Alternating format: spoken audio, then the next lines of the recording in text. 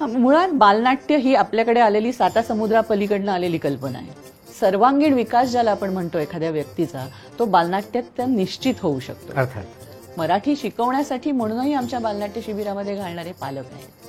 म्हणजे लँग्वेजचा विकास होतो, तुमच्या सेन्सरी डेव्हलपमेंट तर होतातच होतात, पण त्याचबरोबर एक टीम स्पिरिट येतं तुमच्यामध्ये. नाट्यातून संस्कार हे बालनाट्याचं ब्रीदच आहे. बालनाट्यांमध्ये मे बी 10 किंवा 5 किंवा 6 पात्र असायची, तर आता शालेय बालनाट्यामुळे तिथे 20-20 मुलं यायला लागली.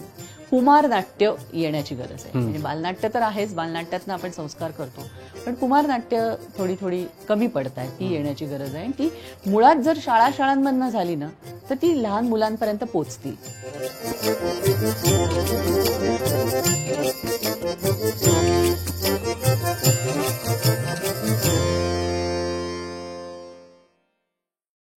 नमस्कार मंडळी.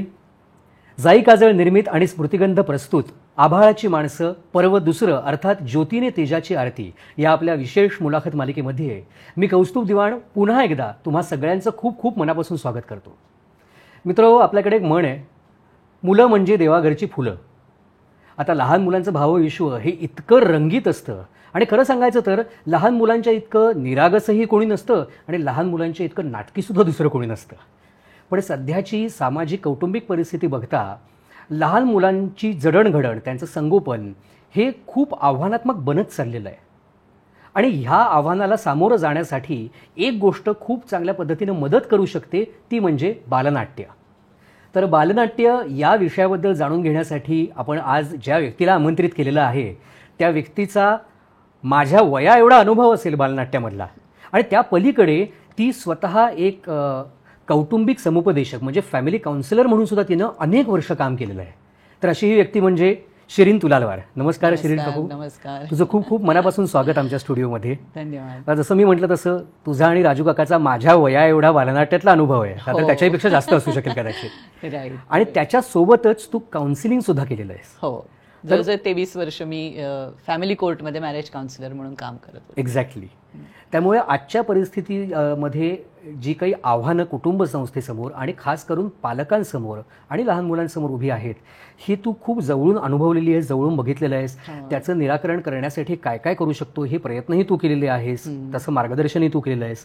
तर त्याच अधिकारवाणीनं आम्ही तुम्हाला आज इथे आमंत्रित केलं आहे. तर मला सगळ्यात आधी तुला हेच विचारायचं आहे की मगाशी जेव्हा मी काकूला विचारलं की किती वर्षाचा अनुभव ग, ती म्हणाली की आशयचं वय जेवढं आहे तेवढाच, म्हणजे माझ्या वया एवढा.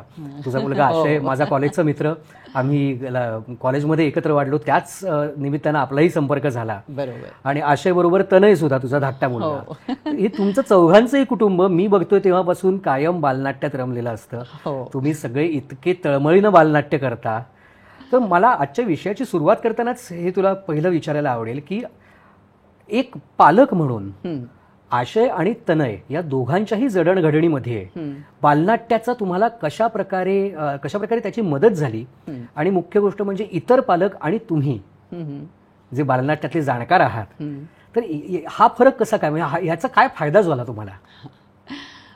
तू म्हणलास ते बरोबर आहे. साधारण 1988 पासून आम्ही, म्हणजे आमची बालनाट्य संस्था आम्ही सुरू केली, पण त्याही आधी साधारण 1983 पासून आम्ही बालनाट्याशी संबंधित आहोत. म्हणजे बालनाट्याशी संबंधित सगळ्या ऍक्टिव्हिटीज करतो आहोत.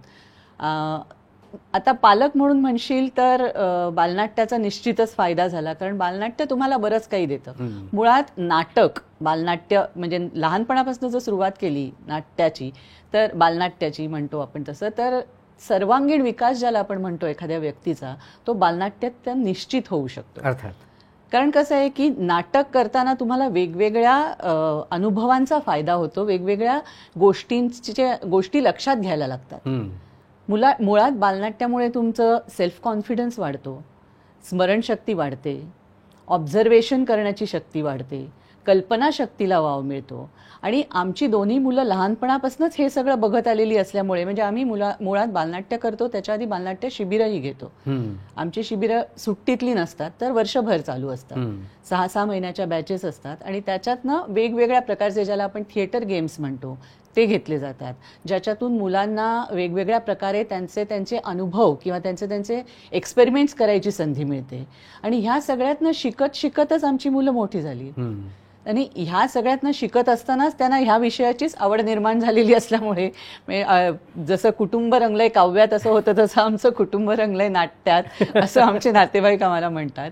आणि त्याच्यामुळे त्यांच्या पर्सनॅलिटी डेव्हलपमेंटमध्ये निश्चितच बालनाट्याचा फायदा झालेला आहे, हे मी तुम्हाला 100% सांगू शकते. तो कशा प्रकारे झाला हे आपण सविस्तर जाणून घेऊयातच. निश्चित. पण त्याच्या आधी मला हे विचारायला आवडेल की बालनाट्य ही एक संस्था म्हणून किंवा एक एंटिटी म्हणून त्याचा थोडासा इतिहास तुझ्याकडून जाणून घ्यायला आवडेल. मुळात बालनाट्य ही आपल्याकडे आलेली सातासमुद्रापलीकडनं आलेली कल्पना आहे. म्हणजे आपल्याकडे जेव्हा मुलांचं मनोरंजन म्हणून बघितलं जायचं तेव्हा गोष्टी, खेळ, फार फार तर सिनेमा किंवा पूर्वी जत्रेमध्ये वगैरे मेळे खेळे असे भरवले जायचे, त्यातनं मुलांचं मनोरंजन व्हायचं. पण ते बेसिकली राष्ट्रभक्ती, राष्ट्रप्रेम ह्या विषयावरचे असलेले असायचे. पण मुलांचं केवळ मनोरंजन करण्याच्या दृष्टीने जी सुरुवात झाली ती जर तू विचारशील तर ती सुधाताई करमरकरांनी केली. 2 ऑगस्ट 1959 साली मधुमंजिरी हे रत्नाकर मतकरी लिखित नाटक पहिल्यांदा साहित्य संघामध्ये तिकीट लावून त्याचा प्रयोग केला गेला.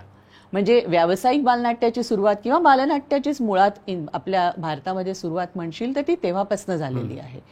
आणि त्याच्यानंतर सुधाताई करमरकर आणि रत्नाकर मतकरी ह्यांनी मुंबईत सुरुवात केली. त्याच्यानंतर पुण्यामध्ये सई परांजपे होत्या, जयंत तारे होते, त्याच्यानंतर नागपूरमध्ये काही लोक होते. ह्या सगळ्यांनी हळूहळू ती चळवळ म्हणून पुढे न्यायला सुरुवात केली.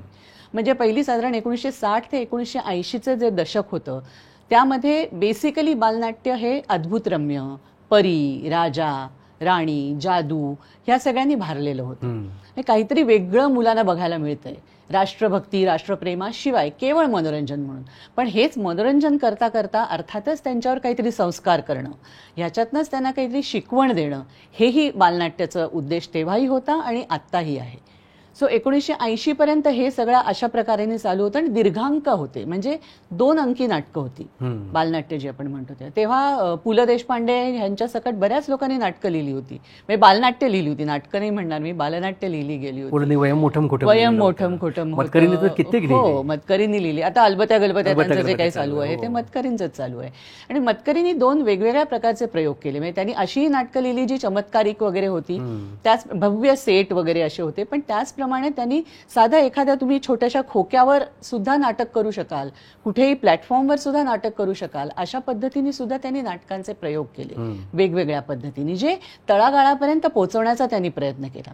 म्हणजे नाटक किंवा बालनाट्य हे केवळ मोठ्या म्हणजे श्रीमंत घरातल्या ज्यांना परवडेल अशा मुलांसाठी न ठेवता मतकरींनी वसाहतीमध्ये जाऊन, वस्त्यांमध्ये जाऊन जी आपण म्हणतो की गरीब मुलं आहेत, ज्यांना ह्या सगळ्याच्यापर्यंत पोचता येत नाही, ह्यांच्यापर्यंत बालनाट्य चळवळ पोचवण्याचा रत्नाकर मतकरींनी निश्चित प्रयत्न केला. मग बालनाट्यामध्ये वेगवेगळे प्रयोग झाले. म्हणजे 1980 नंतर साधारण शालेय बालनाट्याची सुरुवात झाली. शालेय बालनाट्यांमध्ये शालेय बालनाट्यांच्या स्पर्धा होऊ लागल्या. आणि मग ह्या स्पर्धांमधनं काय झालं की आतापर्यंत जे प्रेक्षक म्हणून केवळ होते, कारण तेव्हा बरेच मोठे लोक आणि 1-2 छोटं मूल असं काम करायचे, म्हणजे बालनाट्य कलाकार.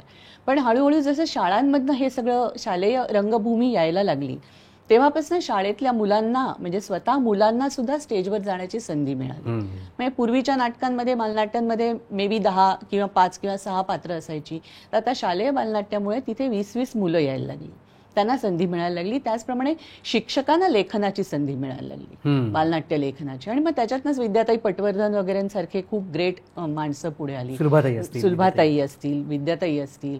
सुलभाताईंनी तर त्यांच्या चंद्रशालेतर्फे एक अनोखा प्रयोग केला, दुर्गा झाली गौरी, जो अजरामर आहे, आपल्या सगळ्यांनाच माहिती आहे. वेगळं एक नृत्य नाट्य बसवून त्यांनी ते केलेलं आहे. सो असे वेगवेगळे प्रयोग ह्या क्षेत्रात व्हायला लागले. आणि मग ह्याच प्रमाणे आता जे आपण बघायला गेलं तर मीना नाईक ज्या करतात त्यांनी बाहुली नाट्याचे प्रयोग केले, छायानाट्याचे प्रयोग केले.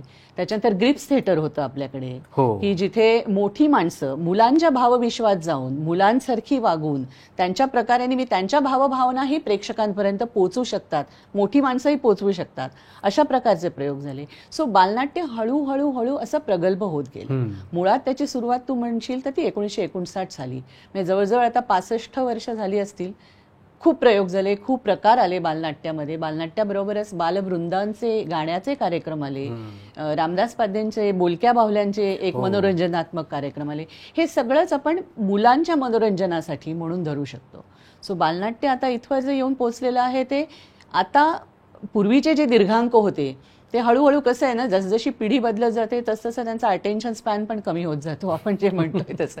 तर त्यामुळे आता दीर्घांकाऐवजी एका तिकिटात 3 नाटकं, छोट्या छोट्या एकांकिका, 45 मिनिटाच्या नाटुकली जे आपण म्हणतो, असे प्रयोग करून म्हणजे इथपर्यंत बालरंगभूमी आलेली आहे, प्रगल्भ झालेली आहे असं म्हणायला हरकत नाही मला वाटतं. म्हणजे तू म्हणाली तसं की पुण्यामध्ये असेल किंवा नागपूरमध्ये असेल, तिथल्या स्थानिक लोकांनी ही चळवळ म्हणूनच सुरू केली. कुठलीही चळवळ मंडळी ही एका कुठल्या तरी निश्चित सामाजिक गरजेतूनच निर्माण झालेली असते. जसं आता शिरीन काकूनं सांगितलं तसं धार्मिक किंवा ऐतिहासिक नाटकं पूर्वी जास्त बसवली जायची शाळांमधून.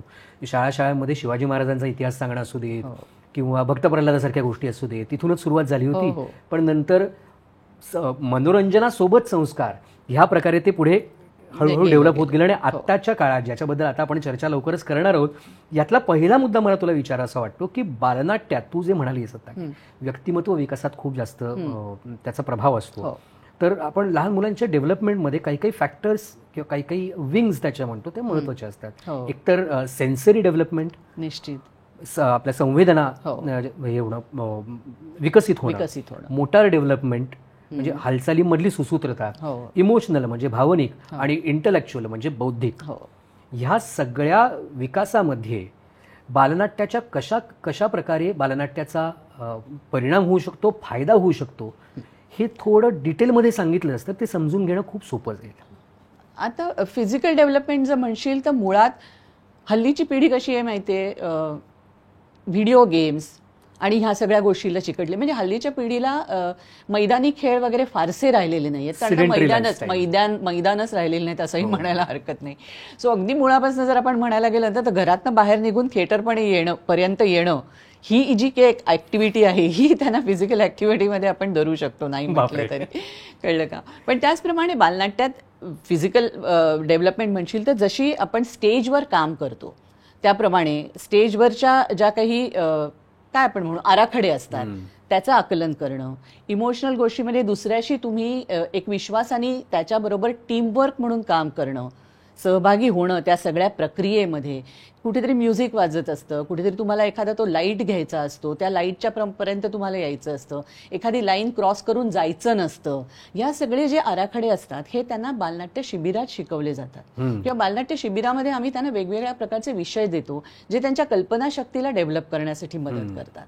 किंवा त्यांना एखादा विषय द्यायचा आणि उत्स्फूर्तपणे त्याच्यावर बोलायला सांगायचं, एखादी घटना सांगायची किंवा आणि त्याच्यातनं मार्ग काढायला सांगायचा. अशा वेगवेगळ्या प्रकारचे जे थिएटर गेम्स म्हणतो आपण त्यातनं नाटक उभं राहतं पुढे. सो ह्या सगळ्याच्या अनुषंगाने त्यांची जे सर्वांगीण विकास आहे ते मी जे तुला मगाशी म्हटलं त्याप्रमाणे कल्पनाशक्तीचा म्हणजे इमोशनल डेव्हलपमेंट त्यांची होते. सेन्सरी डेव्हलपमेंट म्हणशील तर जसं साऊंड येतो तुम्हाला त्याच्याप्रमाणे त्या गोष्टी करायच्या. तर ह्या साऊंडला मला हे वाक्य बोलायचंय, या साऊंडप्रमाणे मला ही ऍक्टिंग करायची, हा मला इथे लाईट येणार आहे, हे सगळं त्यांना शिकवलं जातं. आणि हे शिकता शिकता मुलांच्या ह्या सगळ्या ज्या सेन्सरी गोष्टी आहेत ह्या डेव्हलप होत जातात. सो ह्या प्रकाराने बालनाट्याचा निश्चितच फायदा होतो. इमोशनल तसं म्हणशील ना तर एकमेकांवर विश्वास ठेवायला मुलं शिकतात. म्हणजे आता माझ्यानंतर ह्याचा डायलॉग आहे पण हा जर बोललाच नाही तर हा जर अविश्वास माझ्या मनात आला तर मी पुढे काही जाऊच शकणार नाही. पण माझा विश्वास आहे की हा बोलणारच आहे, मग त्याच्यानंतर मला परत बोलायचं आहे. एकमेकांवर विश्वास ठेवून काही वेळेस काय होतं, लाईट जातात थिएटरमध्ये आणि मग तेव्हा काय करायचं, किंवा एखादा डायलॉगच विसरतो, मग आपण काय करायचं. म्हणजे परिस्थितीतनं मार्ग काढून नाटक पुढे, शो मस्ट गो ऑन आपण जेव्हा म्हणतो ते मुलांनाही सांगतो आपण, show must go on. Even आपल्या जीवनाच्या ह्याच्याशी सुद्धा शो मस्ट गो ऑन हे खूप रिलेटेड आहे, जे त्यांना त्यांच्या आयुष्यात खूप फायदेमंद होतं. म्हणजे आमच्याकडनं अशी अनेक मुलं जी गेलेली आहेत ती नंतर येऊन आम्हाला भेटतात आणि आम्हाला सांगतात की खरोखरच तेव्हाच्या ह्या प्रशिक्षणाचा किंवा हे बालनाट्याचे प्रयोग जे आम्ही केले त्या सगळ्याचा आम्हाला खूप फायदा झाला पुढे. म्हणजे प्रत्येक जणच नट होईल असं नाही, पण आयुष्यामध्ये स्थिरता येणं किंवा आयुष्याला सामोरं जाणं, एखाद्याशी न घाबरता बोलणं म्हणजे ज्याला स्टेज फिअर म्हणतो आपण, एखाद्याशी संभाषण साधणं, भाषा सुद्धा डेव्हलप होते तुमची. कारण आजकाल आमच्याकडे जी पालक येतात ते बेसिकली म्हणतात की मराठी चांगलं ह्यांच्या कानावर पडावं ना म्हणूनही आम्ही घेऊन येतो मुलांना. कारण खरोखरच परिस्थिती अशी आलेली आहे की तुम्ही कॉन्व्हेंटमध्ये शिकता, त्यामुळे कॉन्व्हेंटमध्ये अभ्यास किंवा हिंदीमध्ये बोलणं जातं, मित्रमैत्रिणींची. मराठी घरातच फक्त. पण जे उच्च प्रकारचं मराठी आहे ते जे तुम्हाला ऐकायचं असेल तर त्याचाही बालनाट्याचा उपयोग होतो त्याला, किंवा त्याला शिकवण्यासाठी, मराठी शिकवण्यासाठी म्हणूनही आमच्या बालनाट्य शिबिरामध्ये घालणारे पालक आहेत. म्हणजे लँग्वेजचा विकास होतो, तुमच्या सेन्सरी डेव्हलपमेंट तर होतातच होतात, पण त्याचबरोबर एक टीम स्पिरिट येतं तुमच्यामध्ये, संघभावना ज्याला आपण म्हणतो की आमचं आहे हे, एक बिलॉंगिंगनेस येतो. ह्या नाटकाशी मी जुडलेला आहे, ह्या टीमशी मी जोडलेला आहे. कारण दुर्दैवाने काय झालंय, आजकाल कुटुंबाची संख्या कमी झाली आपल्या. म्हणजे पूर्वी कसं जॉईंट फॅमिली होती, त्यामुळे एकत्रित कुटुंब होतं, बरीच लोक होती आपल्याकडे. आता मी एकटा किंवा एकटी तेही झालेलं आहे, त्यामुळे ना भावंड. सो जो एक बिलॉंगिंगनेस लागतो मुलांना, मित्रमैत्रिणींबरोबर मिळतो, नाही असं नाही, पण तो एखादी कृती करताना जो काही आपल्यातला तो विश्वास असतो, तो जो बिलॉंगिंगनेस असतो, ती जी संघभावना असते, ती बालनाट्यातनं मुलांना कळते. मग ह्या सगळ्या डेव्हलपमेंट मॉनिटर करत असताना आणि त्यांना दिशा देत असताना तुमच्यासमोर ते शिबिर कंडक्ट करणारे शिक्षक म्हणून, एका अर्थानं गुरुच म्हणूया आपण त्याला, ह्या पोझिशनमध्ये असताना तुमच्यासमोर कुठल्या कुठल्या प्रकारचे चॅलेंजेस असतात? चॅलेंजेस म्हणशील तर आजकाल मुलांमध्ये ना सायकोलॉजिकल प्रॉब्लेमचं प्रमाणही खूप वाढलं आहे. उदाहरणार्थ म्हणजे आता कसं आहे, आमच्याकडे काही मुलं अशी येतात की जी, म्हणजे पालक घेऊन येतात की हायपर ॲक्टिव्ह, म्हणजे काही कारण असेल, घरात सिंगल पेरेंट असेल किंवा ओव्हर स्ट्रिक्ट पेरेंट्स असतील, किंवा आजी आजोबांची कमी असेल, किंवा काही व्हॉटेवर लोनलीनेस असेल. पण काही वेळेस बेडवेटिंगवाले येतात, आणि काही वेळेस हायपर ॲक्टिव्हवाले येतात, काही वेळेस तोत्र बोलणारे स्टॅमरिंगवाली मुलं येतात. आणि ही सगळी मुलं आमच्याकडे घेऊन येतात. ते बालनाट्य थेरपी म्हणून बघतात पालक, की इथे जर ते आले तर ह्याच्यातनं काहीतरी ते शिकतील, ह्याच्यात काहीतरी होईल, ह्याच्यातनं काहीतरी. आणि मग हा चॅलेंज असतो आम्हाला. म्हणजे अशा मुलांसाठी मग ते आपण जे काही थिएटर गेम्समधले बोलण्याचे जे काही सरावाच्या गोष्टी असतात ते त्यांना शिकवणं, की कसं बोलायचं, ज्याच्यातनं त्यांचा तोत्रेपणा कमी होतो डायलॉग्स बोलताना, किंवा इमोशनल जो काही प्रॉब्लेम्स असतात ते बऱ्याच वेळा मुलं आमच्याबरोबर शेअर करतात. कारण त्यांना तू म्हटलास तसं गुरु म्हणण्यापेक्षा ते दुसरे आईबाबाच झालेले असतो आम्ही त्यांच्याबरोबर. सो तो एक इमोशनल कनेक्ट मिळतो मुलांना, आणि त्याच्यातनं त्यांना सुधारण्याचा वाव मिळतो. हायपर ॲक्टिव्ह मुलं असतील तर त्यांना थोडंसं त्यांच्या हायपर ॲक्टिव्हिटीला लगाम मिळतो. कारण तुम्हाला एका जागी उभं राहायचं असतं, काहीतरी शिकायचं, त्या चौकटीत तुम्हाला राहायचंय, त्या चौकटीबाहेर जाऊन चालणार नाही, एक शिस्त लागते. सो हे जे काही, जेव्हा असे सायकोलॉजिकल प्रॉब्लेम्स किंवा जेव्हा एखादा पालक असे प्रॉब्लेम्स घेऊन येतो, ते चॅलेंजेसच असतात आमच्यासमोर. मग ते बालनाट्याच्या ह्या सगळ्या विविध अंगातनं आपण कसं त्यांना त्याच्यातनं बाहेर काढायचं, हा एक चॅलेंज निश्चितच असतो समोर. म्हणजे आता तू जी उदाहरणं सांगितलीस, हायपर ॲक्टिव्हिटी असेल, बेडवेटिंग असेल, स्पीच डिफेक्ट्स असतील, ही तरी त्यातल्या त्यात आपण म्हणतो की या कॉग्निटिव्ह डिसेबिलिटीज नाही आहेत, या बिहेवियरल किंवा या न्यूरोलॉजिकल म्हणू शकतो आपण. Let's not going to the details. पण याच्या पलीकडे जाऊन आजच्या काळामध्ये लाईफस्टाईल असो किंवा जेनेटिक्स असो, यामुळे काही वेगळे प्रॉब्लेम्स सुद्धा पालकांना फेस करावे लागत आहेत. ते म्हणजे स्पेशल चिल्ड्रन, ऑटिझम असेल, डाऊन सिंड्रोम असतील, डाऊन सिंड्रोमवाली मुलं असतील, तर ह्यांच्या जडणघडणी स्लो लर्नर्स आमच्याकडे आलेले आहेत. स्लो लर्नर्स आमच्याकडे आलेले आहेत. आता हा उल्लेख निघाला आला म्हणून मी सांगते तुला की कांचन सोनटक्के खूप छान काम करतात अशा विशेष मुलांबरोबर. म्हणजे त्यांनी जवळजवळ त्यांचं सगळं कार्य ह्याच विशेष मुलांच्या वरच आहे. आणि त्यांच्या ह्या सगळ्या कार्यातनं आता विशेष मुलांसाठी राज्यनाट्य स्पर्धाही घेतल्या जातात, बालनाट्य राज्यनाट्य स्पर्धा. म्हणजे त्यांनाही ह्या सगळ्याचा वाव मिळावा. कारण कसं आहे की ह्या सगळ्यात मुलं रमतात. शेवटी मुलांना काय लागतं, एक मनोरंजन लागतं, एक वेगळं जग त्यांचं लागतं. मुलं जेव्हा चित्र काढतात तेव्हा पण बघ, तू एखादा फळ सांगितलंस किंवा एखादं फूल सांगितलंस तर ते तसंच काढतील असं नाही, त्यांच्या डोक्यात जे असतं ते काढतात. सो ती त्यांची इमॅजिनेशन असते. त्याच्या पुढे जाऊन त्यांना रियालिटी कळेल आणि हे फूल हे असं आहे ती कळेल, ती गोष्ट वेगळी, पण त्या क्षणी त्यांना त्याच इमॅजिनरी गोष्टींची गरज असते. सो ह्या विशेष मुलं जी असतात त्यांना सुद्धा त्या इमॅजिनरी गोष्टींची गरज असते आणि त्यातनंच ते शिकत जातात. सो कांचनताईंचं ह्या क्षेत्रातलं कार्य खूपच मोठं आहे आणि ते करतायत त्या. तसं आमच्याकडे जसं मी तुला म्हटलं स्लो लर्नर्स आलेले आहेत. आणि बोलण्याच्या साधारण तू आत्ता म्हणलास तसा डाऊन सिंड्रोमवाले दोघे तिघे आलेले आहेत, पण त्यातनं पण त्यांना स्टेजवर उभं करणं आणि त्याच्यातनं त्यांना एक कॉन्फिडन्स देणं हे आव्हान असतंच. पण ते होतं, कारण काय की सगळे लोक असतात ना, मुलं असतात, मुलं सांभाळून घेतात इनफॅक्ट त्यांना, म्हणजे मुलंच त्यांना मदत करतात आम्ही करण्यापेक्षाही. सो ही जी काही संघभावना असते ना ती बघणं फारच सुंदर असतं आणि त्याच्यातनं मुलं त्याच्या पुढे जातात आणि म्हणजे आईवडिलांकडनं हा फीडबॅक मिळतो की हो ह्याच्यात आता कॉन्फिडन्स आलेला आहे. म्हणजे एखादा बिलकुल न बोलणारा मुलगा, घरी शांत बसणारा मुलगा आमच्याकडे एवढं बोलतो आणि स्टेजवर एवढं बोलतो आणि नंतर त्याच्यात हा फरक हळूहळू जाणवायला लागतो. सो हे सगळं बालनाट्यामुळे घडतं हे निश्चित.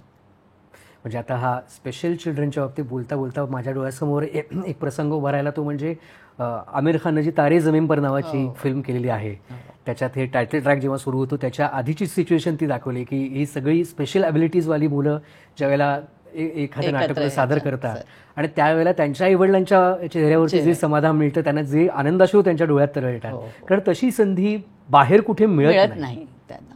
आणि त्यांना मिक्सच संधी पाहिजे, मिक्स मुलांबरोबरच संधी पाहिजे. म्हणजे स्पेशल मुलं आहेत बरोबर आहे त्यांचं करतात, पण त्यांना आम्ही साध्या नॉर्मल मुलांबरोबर सुद्धा उभं राहू शकतो आणि त्यांच्याच पद्धतीने त्यांच्याच कुवतीनेही काम करू शकतो. हा जो एक आनंद आणि कॉन्फिडन्स असतो ना मुलांच्या आणि आईवडिलांच्या पण चेहऱ्यावर, तो फारच सुंदर असतो. म्हणजे आणि तो समाधान देऊन जातो. म्हणजे आणि म्हणूनच तू मगाशी म्हणला एक हे सांगितलं सुविचार तसाच, करी मनोरंजन जो मुलांचे जडेल नाते प्रभूषित आहे, ह्या उद्देशाने केवळ बालनाट्य हेच क्षेत्र ठेवून राजूनी बेसिकली माझ्या मिस्टरांनी तुलालवार हे सुरू जे केलेलं आहे आणि त्याच्यात आम्ही रमतो, खूप सुंदर जग असतं मुलांचं त्याच्यामुळे आणि आम्हालाही शिकायला खूप मिळतं त्यांच्याकडनं. म्हणजे आता आपण बालनाट्याबद्दल बोलतोच आहोत, पण त्यालाच हँड इन हँड असं बाल साहित्य सुद्धा आपल्याकडे खूप मोठ्या प्रमाणावर मराठीमध्ये आहे. जसं मीना खडीकरांनी बालगीतं भरपूर केली, त्याच्यानंतर विजय तेंडुलकरांनी वगैरे ही बालनाट्य लिहिलेली आहेत. एक्झॅक्टली, विजय तेंडुलकरांनी बालनाट्य लिहिलेली आहेत. शिवाय वसंत बापटांनी एक लिहिलं होतं, बालगोविंद म्हणून नाटक लिहिलं होतं. म्हणजे या मोठ्या मोठ्या लोकांनी सुद्धा बालनाट्याचं महत्व जाणून हे जेव्हा सुरू झालं त्याच्यात त्यांचं सहभाग आणि कॉन्ट्रीब्युशन आहे. हो, शिवाय मंगेश पाडगावकर असतील, विंदा करंदीकर असतील, त्यांनी सुद्धा लहान मुलांसाठी केवढं विपुल प्रमाणात साहित्य लेखन केलेलं आहे. सो ही परंपरा आपल्याकडे पहिल्यापासूनच आहे, ती गेल्या काही वर्षांमध्ये खूप प्रमाणात आटलेली दिसतीये. कारण कुटुंबाची मुळात जसं आपण म्हटलं पूर्वीचं एकत्र कुटुंब जे होतं ते विभक्त कुटुंब झाल्यानंतर पूर्वी कसं असायचं, आजी आजोबा हे सगळे संस्कार करायचे. म्हणजे इतिहासातल्या गोष्टी असतील किंवा गाणी असतील किंवा ओव्या असतील, म्हणजे मला आठवतंय माझ्या आजीकडनं मी ओव्या आणि अशा सगळ्या गोष्टी शिकलेल्या आहेत, गोष्टी ऐकलेल्या आहेत. पण आता आजी आजोबाच नाहीत ह्या सगळ्या गोष्टी सांगायला आणि आईबाबांना वेळ नाही. तर त्यामुळे ही जबाबदारी येऊन पडते कुठे, मीडियावर.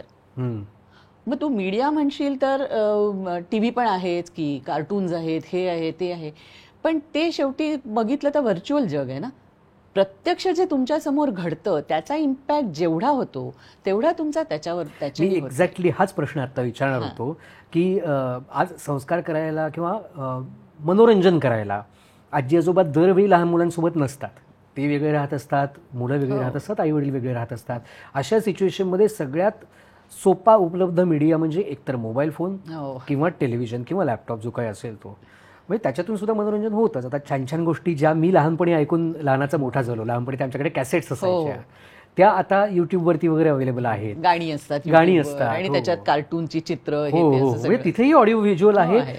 पण मग तिथलं ऑडिओ व्हिज्युअल आणि नाटकातलं ऑडिओ व्हिज्युअल प्रत्यक्ष नाटकात काम करणं तर आपण नंतर म्हणूया, की एखादं लहान मूल बालनाट्य बघायला येतं तेव्हा बालनाट्याचा अनुभव आणि घरी बसून बघितलेला हा अनुभव, ह्याच्यात नक्की तफावत काय असते आणि याचा नक्की त्यांच्या विचारसरणीवर किंवा त्यांच्या भावविश्वावर कसा पॉझिटिव्ह परिणाम होतो हे या अर्थानं तू उलगडून सांगावंस की त्याच्यामुळे जे कोणी प्रेक्षक ऐकतायत त्यांच्यापैकी आता जर कोणी बालनाट्य लहान मुलांना दाखवली नसतील तर ते एक निमित्त ठरेल बालनाट्यापर्यंत येण्यास. नक्कीच अतिशय सुंदर अनुभव असतो त्यांचा. म्हणजे बालनाट्य बघत असताना मुलं जी काही उसळून अक्षरशः जी दाद देतात ना, ते आम्ही बघितलेलं आहे. म्हणजे मी तर मला लहानपणी आठवतंय, मी बालनाट्य बघायला जायचो त्यावेळेला आम्ही स्टेजवरती जायचो.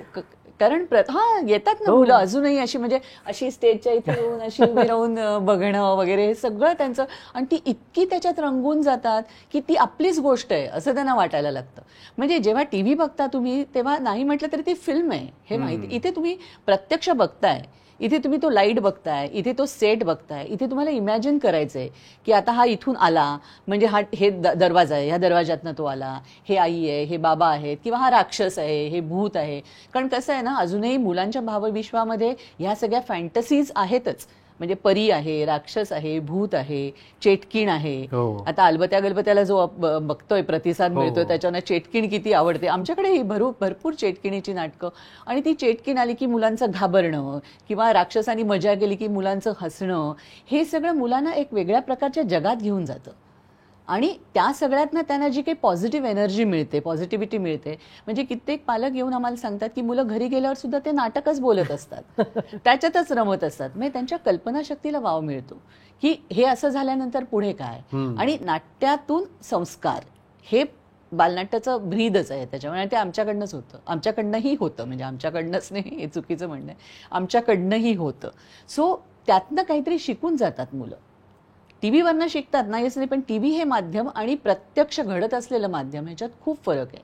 त्यामुळे मुलं नाटक जास्त एन्जॉय करतात. आपणही बघ ना, आपण जरी कितीही फिल्म्स बघितल्या तरी शेवटी एक नाटक बघितलं पाहिजे हे आपल्याला वाटतंच की नाही. नाटकाचा जो अनुभव असतो तो वेगळाच असतो. त्याच्यामुळे बालप्रेक्षक म्हणून सुद्धा मुलांना स्टेजपर्यंत, थिएटरपर्यंत घेऊन येणं ही पालकांची गरज आहे. कारण मुलं एन्जॉय करतात. आपण रस्त्यात सुद्धा एखाद्या काही गोष्टी चालू असेल, भांडण चालू असेल तरी आपण बघत बसतो. म्हणजे त्यातनं पण आपल्याला मजा येते की खुदाई बघत बसतो.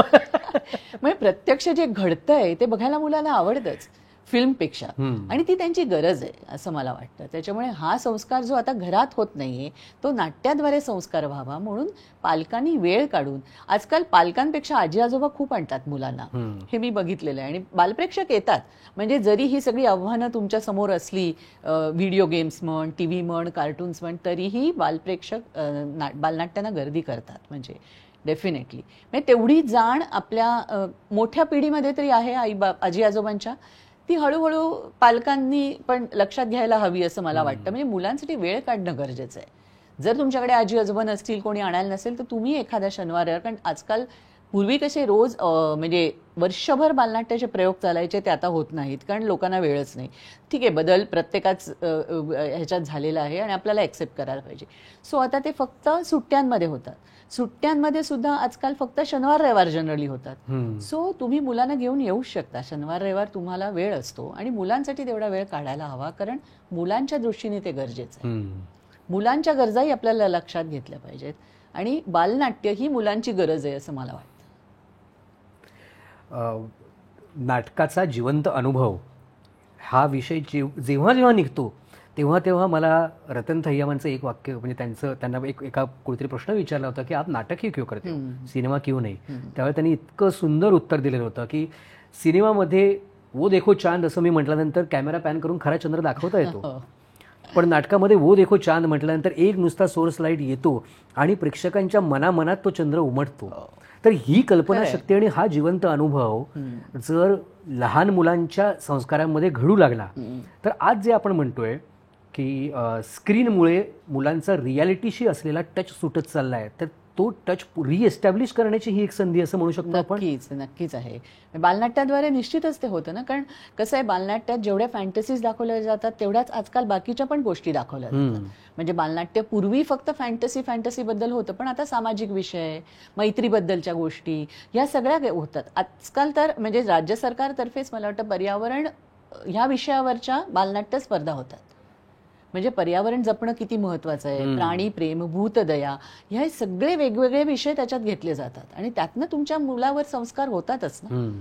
सो त्यामुळे मुलांना तिथपर्यंत आणणं, थिएटरपर्यंत आणणं फार गरजेचं आहे. बरोबर आहे. म्हणजे मूल्य शिक्षण हा जो, मी तरी शाळेत असताना एक 10 मार्काचा छोटासा विषय असायचा, सध्या आहे का नाही याची मला कल्पना नाही, पण हा प्रत्यक्ष विषय म्हणजे प्रात्यक्षिक हे बालनाट्यातून घडतं, दिसतं, तुम्हाला समोर दिसतं. शालेय रंगभूमीमध्ये सुद्धा शाळेमध्ये वेगवेगळे प्रयोग केले जातात. म्हणजे आता इनफॅक्ट नाटक हा विषय शालेय शिक्षणात असावा असा खरा एक GR आहे. म्हणजे शिकवला जावा, शाळांमधून नाटक हा विषय शिकवला जावा, हा खरा तर हे आहे. पण बऱ्याच लोकांना अजूनही तो माहिती नाहीये. सो एवढा महत्वाचा विषय वाटतो लोकांना, कारण मुलांच्या जडणघडणीशी संबंधित असल्यामुळे. त्यामुळे तो शालेय शिक्षणातही समाविष्ट केले गेला आहे. आता हा तू शालेय शिक्षणाचाच मुद्दा काढलास.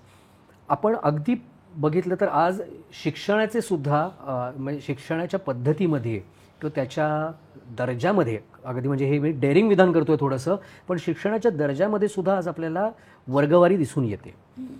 मेट्रो सिटीज, टियर 1 सिटीजमधलं शिक्षण वेगळ्या प्रकारचं आहे. टियर 2 सिटीज म्हणजे छोटी शहरं किंवा गावांकडचं वेगळं आहे आणि खेडेगावातलं वेगळं आहे. पण एक गोष्ट मला कॉमन जाणवते ती म्हणजे सगळीकडे वार्षिक स्नेहसंमेलनामध्ये लहान मुलं नाटकात सहभाग घेतातच. मग अशा वेळी आपण थोडासा आता आधी गावाकडचा विचार करूया की ग्रामीण विद्यार्थ्यांच्या जडणघडणीमध्ये शाळेतली बालनाट्य ही कशा प्रकारे मदत करू शकतात त्यांना, म्हणजे सभाधीटपणा असो, पण तुला सांगू का, आजकाल शहरापेक्षा गावाकडे बालनाट्य जास्त होतात असं मला वाटतं शाळांमध्ये, गॅदरिंगमध्ये. कारण तू बघशील तर शहरांमध्ये गॅदरिंगमध्ये नाचच जास्त असतात. म्हणजे हे जे काही रियालिटी शोज चालू आहेत त्याच्यामुळे ते एवढं गारूड आहे पॅरेंट्सवर आणि मुलांवर आणि शिक्षकांवर सुद्धा. किंवा मे बी जास्त म्हणजे हे माझंही डेअरिंग विधान आहे की शिक्षकांना जास्त प्रयत्न करायला लागत नाहीत, कारण नाटक बसवायचं म्हणजे प्रयत्न खूप करायला लागतात. मुलांना पाठांतर करवणं, मुलांचं ते स्टेजचे आखणी करणं. डान्स कसा, डान्स कोणीतरी बाहेरचा शिक्षक बोलवायचा किंवा कोणीतरी एक बोलवायचा आणि बसवायचा, पण ते सुद्धा आणि रेकॉर्ड डान्स असतात, तेही बालगीतांवर नसतात. म्हणजे आपण काय देतोय मुलांना हेही बघितलं पाहिजे ना. त्यांचं जे विश्व आहे त्याच्यात विश्वामधलं त्यांच्या द्या ना. तुम्ही मोठ्यांचं विश्व त्यांच्यावर आतापासून का लादत आहे? किंवा काही वेळेस बालनाट्याचे गावाकडे पण विषय काही वेळेस दारू पिणारे वडील किंवा कर्जबाजारी वडील किंवा असे किंवा मारहाण करणारे वडील असेही आहेत. एक बालनाट्य तर मी म्हणजे असं बघितलं होतं की ज्याच्यात रेप दाखवला होता आणि मग त्या मुलीचं काय वगैरे. पण हे बालनाट्य नाहीये. म्हणजे गावाकडे जेव्हा तुम्ही करता किंवा कुठेही जेव्हा बालनाट्य करता तर बालांशी, त्यांच्या भावविश्वाशी जे काही संबंधित आहे अशा प्रकारच्या गोष्टी दाखवाव्यात असं मला वाटतं. म्हणजे तू आता म्हणलास की त्याच्यातनं काय शिकू शकतात गावाकडचे, तर अशा ह्या विषयातनं काहीच नाही शिकू शकणार गावाकडचे मुलं. पण वेगवेगळे विषय जे आहेत आताही, म्हणजे जसं मी म्हटलं तसं पर्यावरणवादी किंवा भूतदया किंवा मित्र कसे जपायचे किंवा सांघिक भावना कशी निर्माण करावी किंवा ह्या विषयाचे जे काही आहेत. किंवा आता आमचं एक नाटक होतं रोबो राक्षस म्हणून, की ज्याच्यात राक्षस येतो, त्याच्याकडे अल्लाउद्दीनचा दिवा असतो, अल्लाउद्दीनकडे तो राक्षस जीन आल्यानंतर सगळी कामं पटापट होतात. मग गावातली सगळी माणसं आळशी होऊन जातात, हळूहळू त्यांच्या शरीरावर परिणाम होऊन जातो, आरोग्यावर परिणाम होऊन जातो. मग त्या अल्लाउद्दीनला रिअलाइज होतं की अरे नाही, ह्याने काय उपयोग नाही. तो दिवा फेकून देतो आणि मग परत सगळी ती एनर्जी त्या गावातल्या लोकांमध्ये येते. तसाच रोबो मिळतो इकडे नवीन ह्याच्यामधल्या अत्याधुनिक मुलाला, पण तोही तेच करतो. त्याच्यामुळे तो रोबो इफेक्ट, म्हणजे ही जी शिकवण आहे ना, ही असे विषय घेऊन की बाबा स्वतः तुम्ही काहीतरी करायला पाहिजे, परिश्रम करायला पाहिजे, तर तुम्हाला फळ मिळतं. या प्रकारची जी काही बालनाट्य किंवा नाटकं किंवा विषय आहेत हे घेऊन जर गावाकडच्या मुलांनी केले, बसवले किंवा इथल्या सुद्धा, तर त्याच्यातनं निश्चितच मुलांना शिकवण मिळते. ह्या सगळ्या ह्याचीच एक थोडी वेगळी बाजू मी विचारतो की जसे तू काही विषय सांगितलेस, व्यसनाधीनता असेल किंवा अगदी लैंगिक अत्याचार असतील, हे आता तू ज्या प्रकारे सांगितलंस त्यावरून मला असं म्हणजे just rectify me if I am wrong की त्यांची मांडणी वेगळ्या प्रकारे झालेली होती, की ती लहान मुलांच्या भावविश्वाच्या अनुषंगाने नसेल झाली कदाचित. पण या समस्या तरी आहेत आणि ह्या समस्यांच्या बाबतीत लहान मुलांवर संस्कार करणं, त्यांना जागरूक करणं हेही गरजेचं आहे. आज आपण सगळीकडे बघतोय शाळांमध्ये गुड टच बॅड टच सारखे विषय शिकवण्याची दुर्दैवानं गरज पडलेली आहे.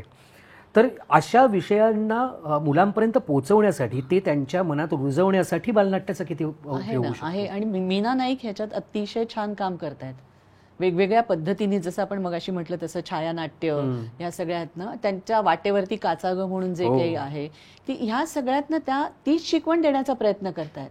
पण त्यांनी ज्या पद्धतीने बसवलेली जी नाटकं आहेत ना, त्याच्यातनं तुम्हाला बिभित्सता नाही लक्ष येत. एक वेगळ्या प्रकाराने जे मुलांना समजेल अशा प्रकाराने ते गुड टच, बॅड टच, लैंगिक समस्या किंवा ह्या सगळ्या गोष्टी आहेत हे त्यांच्यापर्यंत पोहोचवण्याचा प्रयत्न करा. अशा पद्धतीने जरूर करावा.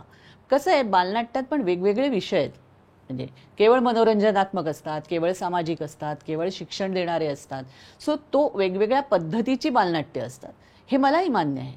पण त्याच्यातनं मुलांवर काय परिणाम होतो, तुम्ही कसं बसवता, तुम्ही तो विषय कसा मांडता ह्याच्यावर अवलंबून आहे. आणि त्याच्यातनं हा विषय बालनाट्यातनं सुद्धा अतिशय छान मांडता येतो. म्हणून मी मीनाताईंचा उल्लेख केला की त्यांनी खरंच सुंदर काम केलेलं आहे. आणि त्यांच्या ह्या अशा पद्धतीच्या ह्याच्यानी बरंच अवेअरनेस त्यांनी निर्माण केलेला आहे या सगळ्या विषयी. सो ही अशी बालनाट्य येणं गरजेचं आहेच. आणि ह्याच्यातनं जी काही वाईट प्रवृत्ती आहेत किंवा जे तुम्हाला अवॉइड करायला पाहिजे, ह्या ज्या गोष्टी सांगितल्या जातात, लैंगिक समस्यांबद्दलच्या गोष्टी किंवा बोलणं किंवा त्याच्यातली काय म्हणू आपण अवेअरनेस, ह्या सगळ्याही बालनाट्यातनं शाळांमध्ये वेगळ्या प्रकाराने छोटे छोटे ग्रुप्स घेऊन नक्कीच शिकवल्या जातात. शिकवायला हव्यात, गरज आहे निश्चित. आता ह्याच मुद्द्याला धरून पुढचा एक मी प्रश्न तुला असा विचारेन की बालनाट्य म्हटल्यानंतर आपण साधारण 10 ते 12 वर्षापर्यंतची एक वयोमर्यादा आपण आपल्या डोक्यातच घालून घेतलेली असते की आता एक 7वी 8वीचा थ्रेशोल्ड क्रॉस झाला म्हणजे आपला मुलगा किंवा मुलगी मोठी व्हायला लागले आणि आता यांना बालनाट्याची गरज नाही, आता तू वेगळ्या कामांकडे ला किंवा आता मग कारण त्यावेळेला करिअर ओरिएंटेशनची ती पायाभरणीची सुरुवात असते. पण हे एक लहान मुलांचं भावविश्व वेगळं आणि किशोरवयीन पौगंडावस्थेत येत असलेल्या कुमार अवस्थेमधलं एक खूप विचित्र आणि अनसर्टन भावविश्व असतं. त्यावेळेला आपल्या शरीरात बदल घडत असतात, मानसिकतेत बदल घडत असतात. ते कसे घडतायत, काय घडतायत हे स्वतःला समजत नसतं. आणि तू म्हणाली तसं पूर्वीच्या काळी कदाचित घरामध्ये एखादं मोठं भावंड असायचं, सख्ख नसेल तरी चुलत आत्ते मामे भावंड असायची, आई वडील असायचे, आजी आजोबा असायचे. आज कम्युनिकेट करायला किंवा मला काहीतरी होतंय हे सांगायला सुद्धा समोर कोणी बऱ्याच वेळेला नसतं. म्हणजे ग्रामीण भागात सुद्धा ती समस्या निर्माण झालेली आहे, कारण आज सगळ्यांचंच पोट हातावरती चालू आहे. त्यामुळं प्रत्येकालाच कामावरती जावं लागतं आणि अशा अवस्थेमध्ये मुलं एकटी पडतात. तर ह्या पौगंडावस्थेतल्या कुमार वयातल्या जडणघडणीमध्ये सुद्धा बालनाट्याचा कशा प्रकारे फायदा होऊ शकतो, त्याची मांडणी कशा प्रकारे केली जाऊ शकते. कारण आपण लैंगिक समस्या ही तर पुढची गोष्ट, बरोबर, मुळात लैंगिक जाणीवा निर्माण होणं आणि त्या जाणीवांबद्दलचा योग्य अयोग्य हा अवेअरनेस ह्या बाबतीत कशा प्रकारे किंवा आणि ह्या अनुषंगानं त्याच्यातून पुन्हा एकदा मैत्रभावना असेल किंवा हीच वेळ असते ज्या वेळेला सामाजिक स्तरामध्ये जडणघडण सुरू होते की लहान मुलांसाठी काय सगळे मित्र म्हणजे मित्रच असतात, पण एक भांडणं ह्या सगळ्या गोष्टी ह्या वयामध्ये भांडण असतील किंवा सामाजिक भेद ही दुर्दैवाची गोष्ट त्यावेळेला हळूहळू समजायला लागलेली असते. तर ह्या सगळ्यावरती कसं परिणामकारक ठरू शकतं ते? मी म्हटलं तसं ना, बालनाट्य जसे वेगवेगळे प्रकार आहेत तसं एक, पण आजकाल काय झालं माहितीये, जास्तीत जास्त जे बालप्रेक्षक येतात ना ते साधारण 5 वर्षाचे ते 9 वर्षाच्या ह्या वयोगटातले असतात. म्हणजे 9 पण खूप झाले, 5 ते 6, 7, 8 वयाचे मुलं, छोटू मुलं जास्त येतात. तर मग त्यांना ह्या सगळ्या गोष्टी तुम्ही शिकवूच शकत. बरोबर आहे. कुमार नाट्य हा वेगळाच प्रकार आहे. म्हणजे आत्ताच आम्ही आमच्यातर्फे राजूनीच लिहिलेलं आहे, मुमूचा ऊ म्हणून एक नाटक आहे. हे कुमार वयातलं जेंडर इक्वॅलिटी बद्दलचं एक नाटक त्यांनी केलेलं आहे, लिहिलेलं आहे आणि ते आम्ही प्रेझेंट करायचा प्रयत्न करतोय. म्हणजे आता 2 ऑगस्ट हा जो दिवस झाला ना, तो बालनाट्य दिन म्हणून आम्ही साजरा केला. बालरंगभूमी परिषदेतर्फे त्यांनी असा प्रस्ताव मांडलेला आहे की 2 ऑगस्ट, कारण तेव्हाच बालनाट्याची सुरुवात झाली. हा बालनाट्य दिन 1959. सो हा बालनाट्य दिन म्हणून दरवर्षी साजरा केला जावा अशा दृष्टीने. सो त्या दिवशी आम्ही ह्या नाटकाचा पहिला प्रयोग केला आणि आता शाळांमधनं ह्या नाटकाचा प्रयोग करण्याचा आमचा मानस आहे की जेंडर इक्वॅलिटीबद्दल मुलांना कळावं. सो हे जे, आणि दुर्दैवाने काय होतं माहिती, कुमार वयातली मुलं इकडे वळतच नाहीत, थिएटरकडे वळत नाहीयेत. सो त्याबद्दल काहीतरी करणं फार गरजेचं आहे. लहान मुलं येतात, कुमार वयातल्या मुलांना तुम्ही ओढून नाही आणू शकत ना. लहान मुलांना कसं तुम्ही घेऊन येता, हाताला धरून घेऊन येतात आजी आजोबा, पण कुमार वयातली मुलं टीव्ही आणि ह्या सगळ्याकडे जास्त रमलेली आहेत. तसंच कुमार वयातली मुलं नाटकात काम करायला पण फार कमी झालेत. म्हणजे मुली जास्त आहेत आता. पूर्वी कसं मुली नव्हत्या त्यामुळे पुरुष स्त्री पात्र करायचे, आता मुली जास्त झालेल्या आहेत आणि मुलं फार कमी झालेली आहेत ह्या वयातली. कारण त्या वयात त्यांना वेगवेगळे प्रकारचे खेळ म्हणा किंवा छंद म्हणा वेगवेगळे सुरू होतात. सो त्यामुळे नाटकाकडे वळण्यासाठी त्यांना काहीतरी करणं फार गरजेचं आहे. म्हणजे त्यांना आवडतील अशी, त्यांना भावतील अशी मनोरंजनात्मक पण त्यातनं शिक्षण देणारी कुमार नाट्य येण्याची गरज आहे. म्हणजे बालनाट्य तर आहेच, बालनाट्यातनं आपण संस्कार करतो, पण कुमार नाट्य थोडी थोडी कमी पडत आहेत, ती येण्याची गरज आहे. आणि ती मुळात जर शाळांमधनं झाली ना तर ती लहान मुलांपर्यंत पोचतील, त्या वयातल्या मुलांपर्यंत पोचतील आणि ती गरज आहे. आणि हे फार प्रभावी माध्यम आहे, त्यामुळे ह्याच्यातनंच तुम्ही ह्या सगळ्या गोष्टी नक्कीच सांगू शकता. आता आपल्या पहिल्यापासून चर्चेमध्ये एक मुद्दा सतत उल्लेखला जातोय, तो म्हणजे सध्याची कुटुंब पद्धती, विभक्त कुटुंब पद्धती. आता ती तर फॅक्ट आहे, ती आपण नाकारू शकत नाही. बरोबर. कारण त्याची सामाजिक कारणं अत्यंत वेगळी आहे, ती आपण म्हणजे ती परिस्थिती आपल्या कंट्रोलच्या बाहेरची आहे. पण आजच्या घडीला खरं तर फक्त विभक्त कुटुंब पद्धतीच नव्हे तर लग्नसंस्था सुद्धा एका आव्हानात्मक परिस्थितीमधून चाललेली आहे. आणि ह्याचेच संस्कार पुढच्या पिढीवरती योग्य रीतीनं होणं गरजेचं आहे. माझं असं म्हणणं नाही की लग्नसंस्था ही टिपिकल जशी चालली तशीच चालू राहायला हवी, पण आपण कुठले निर्णय घेतोय आणि त्या निर्णयाचं फलित हे योग्यच निघावं, चांगलं निघावं, जे दोन्ही पार्टनरसाठी चांगलं असावं, ह्या सगळ्याचा एका काउन्सिलरच्या दृष्टिकोनातून जेव्हा आपण परामर्श करतो तेव्हा तुला त्या दृष्टिकोनातून बालनाट्य कशा प्रकारे सहाय्यक ठरू शकतं. मी अगदी फक्त लहान मुलांचंच नाही की विभक्त कुटुंब पद्धतीमध्ये लहान मुलांचं एकटेपण आणि कुमार अवस्थेमधले हे सगळे जे भावनिक द्वंद्व असतं ते, ह्या दोन्ही अनुषंगानं एक समुपदेशक म्हणून तू कशा प्रकारे ह्याच्याकडे बघतेस?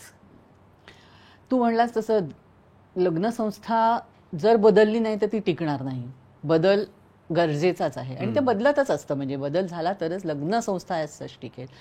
आणि त्याच्याचमुळे आपण आता जे बघतो ते आमच्याकडे येणारे जे मी मगाशी तुला म्हटलं तसं सिंगल पेरेंट खूप आहेत. म्हणजे डिवोर्स झालेले, आणि ते आता कसं आहे, डिवोर्स हा टॅबू तेवढा राहिलेला नसल्यामुळे बऱ्याच म्हणजे डिवोर्सचं प्रमाण हे वाढलेलं आहेच. आणि काही काही परिस्थितीमध्ये घटस्फोट ही गरजेची सुद्धा अपरिहार्य. म्हणजे ते चांगलं का वाईट ह्याच्यात आपण जायचंच नाहीये, कारण ते त्या दृष्टीने त्या व्यक्तीने ठरवायचं आहे, त्या परिस्थितीतनं काय निर्णय घेतला जावा. पण तो निर्णय घेत असताना आपल्या मुलावर त्याचा परिणाम होऊ नाही हे आई आणि वडील ह्या दोघांनी बघणं फार गरजेचं आहे. म्हणजे बऱ्याच वेळा काय होतं, आईकडे मूल असतं किंवा वडिलांकडे मूल असतं आणि मग आईला किंवा वडिलांना भेटूच द्यायचं नाही, अशा पद्धतीचं वैर जे काही निर्माण होतं ना, त्यामुळे मुलांच्या समोर आईकडे जर मूल असेल तर वडील हा समोर काही आयडलच नसतं, म्हणजे आदर्शच नसतो, किंवा वडिलांकडे असेल तर आई हा आदर्श नसतो. आणि निरोगी मनासाठी किंवा निरोगी त्या मुलाच्या वाढीसाठी दोन्ही समोर काहीतरी असणं, एक प्रतिकात्मक असणं गरजेचं आहे आणि समतोल असणं, जे त्यांना मला वाटतं आमच्या बालनाट्य शिबिरातनं मिळतं, कारण आम्ही आई आणि वडील म्हणून त्यांच्यासमोर एक उभे राहतो. त्याचप्रमाणे बालनाटकातनं पण मिळतं. नाटकामध्ये ज्या काही ह्या व्यक्तिरेखा असतात, जेव्हा ते बघतात की आई वडील एकत्र आहेत, काही करतायत, काही कुठे जात आहेत, काहीतरी झालेलं आहे, त्याच्यातनं जी गोष्ट उलगडत जाते, त्याच्यातनं वडिलांचं काय काय काम आहे किंवा काय काय करतात वडील किंवा आई काय काय करते, हे जेव्हा तुमच्याकडे आई किंवा वडील नसतात तेव्हा तुम्ही त्या भावविश्वासी जोडले जाता. म्हणजे तुला सांगते, आमच्याकडे येणारे जसं मी म्हटलं तसं सिंगल पॅरेंट काही आहेत, तर एक गमतीची गोष्ट म्हणजे असं की ते वेगळे राहत होते आई वडील दोघंही. मुलगी यायची आमच्याकडे नाटकांमध्ये आणि मुलीला मग नाटकासाठी घेऊन यायला, तिला घेऊन जायला काही वेळेस वडील यायचे, काही वेळेस आई यायची, आईकडे मुलगी राहायची, कधी मुलगी वडिलांकडे जायची. ह्या सगळ्या प्रोसेसमध्ये आम्हाला असं जाणवलं, हे 2-3 वर्ष होती म्हणजे मुलगी आमच्याकडे, या सगळ्या प्रोसेसमध्ये आम्हाला असं जाणवलं की हळूहळू त्या आईवडिलांमधला संवाद वाढलेला आहे. आणि हळूहळू ते त्यांच्यात जो काही संवाद, पुढे ते काही निर्णय घेतील ते घेतील, म्हणजे ते एकत्र राहतील नाही राहतील ती गोष्ट वेगळी, पण जो बिलकुल तुटलेला होता तो संवाद बालनाट्यामुळे म्हण, बालनाट्य शिबिरामुळे म्हण, कशाहीमुळे म्हण, पण तो हळूहळू सुरू झाला. म्हणजे असाही एक उपयोग बालनाट्याचा होऊ शकतो हे आम्हाला तेव्हा जाणवलं की मुलीच्या दृष्टीने ते गरजेचंच होतं ना, की आई आणि वडील, तिला माहित होतं वेगवेगळे राहत आहेत, मला आई वडिलांकडे जायचंय, आईकडे जायचंय, पण आता ते मुलीसमोर बोलतायत एकमेकांची. हे फार महत्वाचं असतं मुलाच्या मानसिकतेच्या दृष्टीने. म्हणजे आपण आई आणि वडील म्हणून निर्णय घेऊन टाकतो, आपण मॅच्युअर्ड आहोत, आपण मोठे आहोत, आपल्याला आपल्या भावना सांभाळता येतात, मुलांना नाही सांभाळता येत. मग ते काही वेळेस मुलं आमच्याकडे येऊन रडतात सुद्धा बऱ्याच वेळा. मग हे जाणवतं की त्याला एकटे पण जाणवतंय. मग ह्या सगळ्यातनं त्याला बाहेर काढायचं असेल तर त्याला एखाद्या कल्पनारम्य गोष्टी दाखवणं, त्या मनोरंजन विश्वात घेऊन जाणं, हे बालनाट्याचा ह्याचा फार उपयोग होतो त्या सगळ्या दृष्टीने. आता हे सगळं तू सांगत असताना मी काही तुमची जी नाटुकली बघितलेली आहेत त्याच्यामध्ये मला जाणवलेली एक गोष्ट म्हणजे त्या कल्पनारम्य विश्वामध्ये नेण्यासाठी तुम्ही कालसुसंगत उदाहरणं इतकी छान वापरता. म्हणजे बाकीचेही वापरतात, सगळेच वापरतात सगळेच.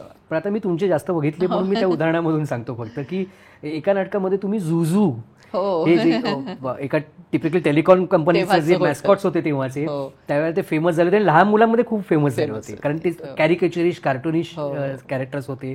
ते काय जिब्रिश बोलायचे, ते काय बोलायचे ते म्हणजे शब्द नव्हते त्यांना पण भाव कळायचे. ती कॅरेक्टरशी एकरूप होतात. हा. मग ही सगळी जी तू आता प्रोसेस सांगितलीस, ह्या प्रोसेसचा समजा मी आता एक सिंगल पॅरेंट आहे आणि मला ह्या सगळ्या काउन्सिलिंगच्या किंवा या सगळ्या प्रोसेसचा फायदा करून घेण्यासाठी बालनाट्यापर्यंत आणण्याचा मी निश्चितच प्रयत्न करेन.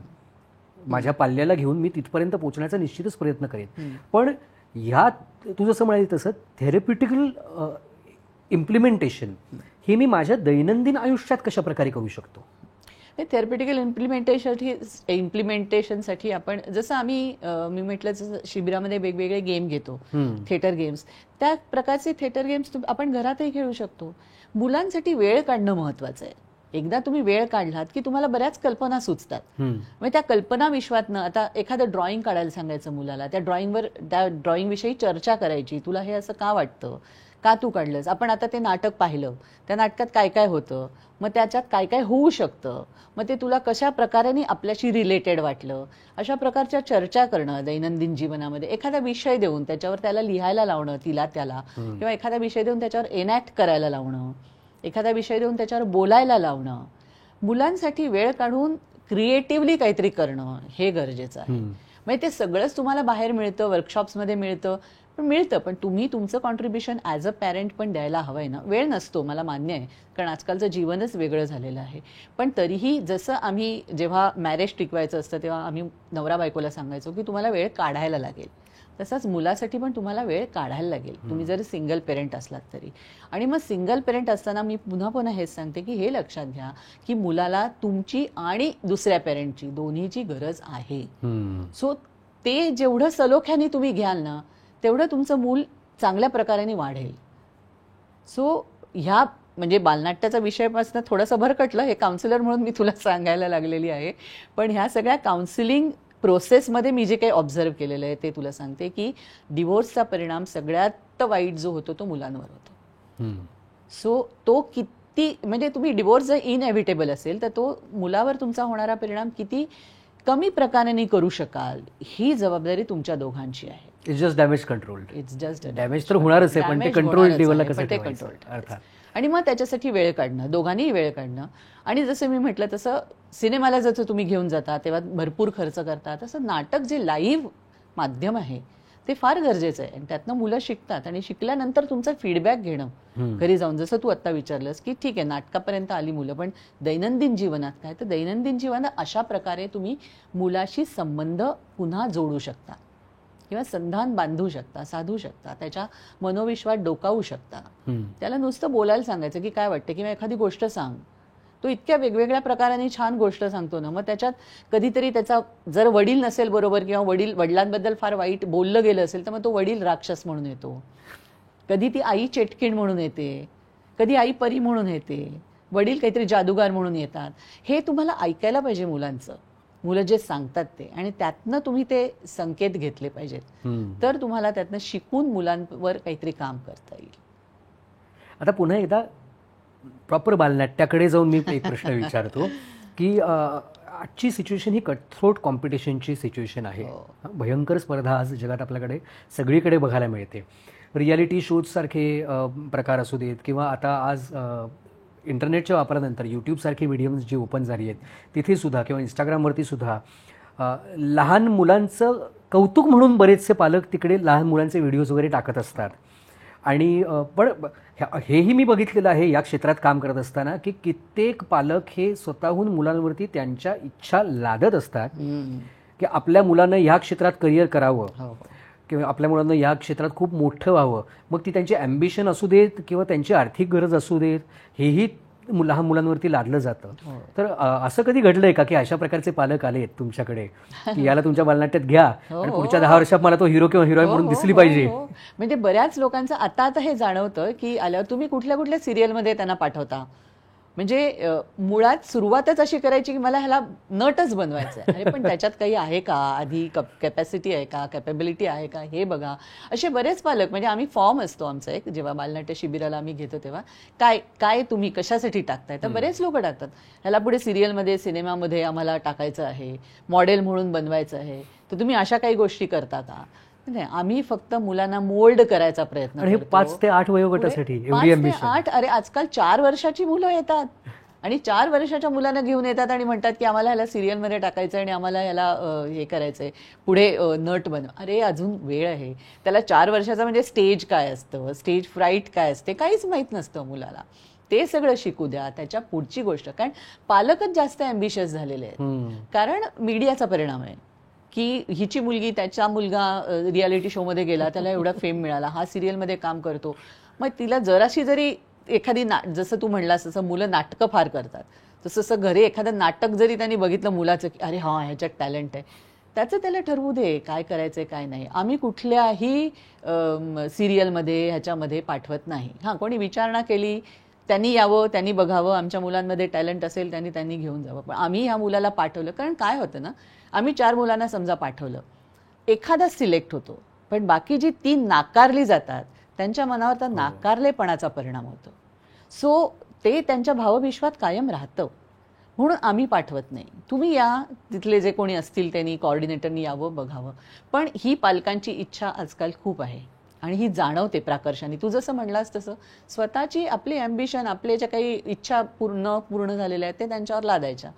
मुलांना ठरवू दे मुलांना काय करायचंय. पण हा पहिल्यापासून मुलांच्या मनावर पण परिणाम होत जातो. म्हणजे मी आहेच चांगली अशा प्रकाराने सुद्धा मुलं आमच्या शिबिरामध्ये वावरतात. मग त्यांना थोडंसं वेगळ्या पद्धतीने सांगायला लागतं की नाही, हे सगळेच आपण एकत्र आहोत, एकाच लेव्हलचे आहोत, तू कोणी वेगळी नाहीयेस किंवा वेगळा नाहीयेस, ज्याच्यात टॅलेंट असेल तो पुढे जाईल, अशा पद्धतीने. अरे काही वेळेस बालनाट्यामध्ये मला एकच डायलॉग आहे, 2च डायलॉग्स आहेत असं मुलं घरी जाऊन सांगतात. मग पालक भांडायला येतात की ह्याला फक्त 2च डायलॉग का.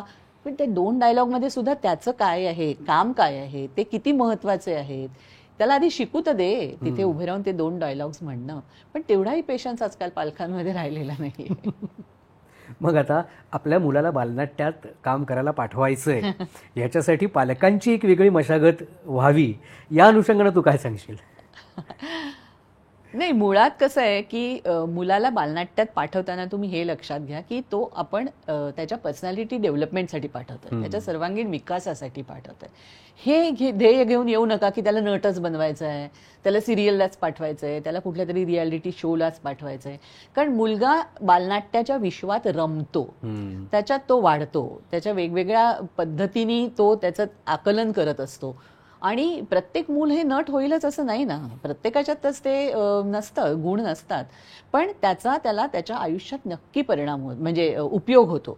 कारण मी जसं म्हटलं तसं कित्येक मुलं आता आमची, कारण आम्ही आता झाले 35 वर्ष करतो हे काम, कितीतरी मुलं त्यांची मुलं घेऊन येतात आता आमच्या बालनाट्याला आणि येऊन आम्हाला भेटतात आणि सांगतात की सर, मॅडम खूप उपयोग झाला या सगळ्याचा मला माझ्या कॉर्पोरेट लेवलमध्ये.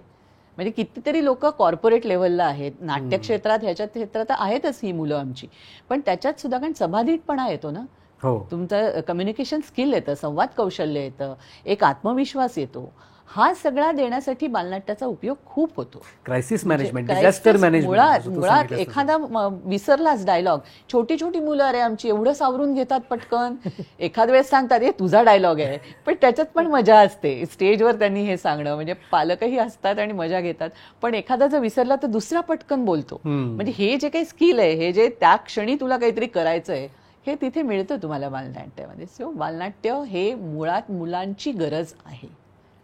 वा, शिरीन काकू, आजच्या परिस्थितीमध्ये बालनाट्य किती महत्त्वाचं आहे हे तुझ्याकडून खूप छान पद्धतीनं आम्हाला आज ऐकून घ्यायला मिळालं आहे आणि तू आज वेळात वेळ काढून आमच्यासाठी एवढा महत्त्वाचा विषय चर्चेमध्ये आणण्यासाठी तू आज इथपर्यंत आलीस. यासाठी तुझे खूप खूप मनापासून आभार. आणि आमच्या स्मृतिगंध आणि जाई काजळ परिवारातर्फे ही छोटीशी भेट आम्ही तुला देतो, त्याचा तू स्वीकार करा. तुमचेही आभार, मला इथे बोलवलं आणि एवढं मी लोकांपर्यंत पोहोचवू शकले ह्याच्याबद्दल. Thank you so much. तर मंडळी, आजचा हा भाग तुम्हाला कसा वाटला या तुमच्या प्रतिक्रिया आमच्यापर्यंत कमेंट्स मार्फत नक्की पोहोचवा.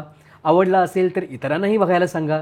आणि अशाच आणखीन वेगवेगळ्या आभाळाच्या माणसांना भेटण्यासाठी स्मृतिगंधचं फेसबुक पेज आणि यूट्यूब चॅनल लाईक, शेअर आणि सबस्क्राईब करायला विसरू नका. पुन्हा भेटूया नवीन भागात. तोपर्यंत धन्यवाद.